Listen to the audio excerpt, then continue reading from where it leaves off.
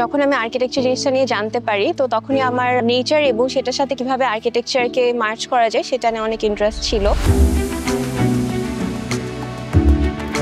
আমি সারাফ নাওয়ার। আমি এবছর ইন্সপিরেলি অ্যাওয়ার্ডসের নবম আসরে বাংলাদেশ থেকে প্রথম as a women award win করি। আর্কিটেকচারের শিক্ষার্থীদের জন্য করা সবচেয়ে বৃহৎ সাপোর্ট প্রতিযোগিতা এটা ছিল।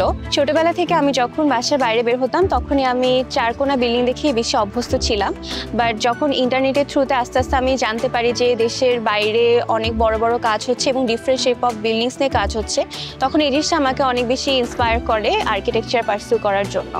যখন আমি আর্কিটেকচারে পড়ালেখা স্টার্ট করি তখন আমি আস্তে আস্তে রিয়েলাইজ করতে পারি যে ক্রিটিক্যাল এরিয়া যেগুলো ইকোলজিক্যালি, সেই এরিয়াগুলোকে সাইডে রেখে তারপরে প্রজেক্টগুলো করা হয়। এখন যেহেতু ইকোসিস্টেম প্রতিদিন চেঞ্জ হচ্ছে, তো আমার ইচ্ছা ছিল যে কি করলে এই চেঞ্জিং ইকোসিস্টেমের মধ্যে ইকোসিস্টেমের সাথে থেকে এগেইনস্টে না যেয়ে কোনো একটা প্রজেক্ট করা পসিবল।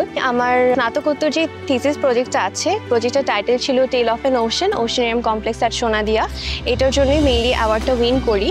এটা ক্রিটিক্যাল এরিয়াতে করা একটা project. One of the first student বলা যায় যে এই প্রজেক্টটা নিয়ে কাজ করেছি। তো এটার জন্য মেন্টরস ম্যানেজ করা এবং এই প্রজেক্টের সম্পর্কে আইডিয়া আছে এরকম পিপলদের as a student reach out করতে পারাটা আমার জন্য অনেক ডিফিকাল্ট ছিল।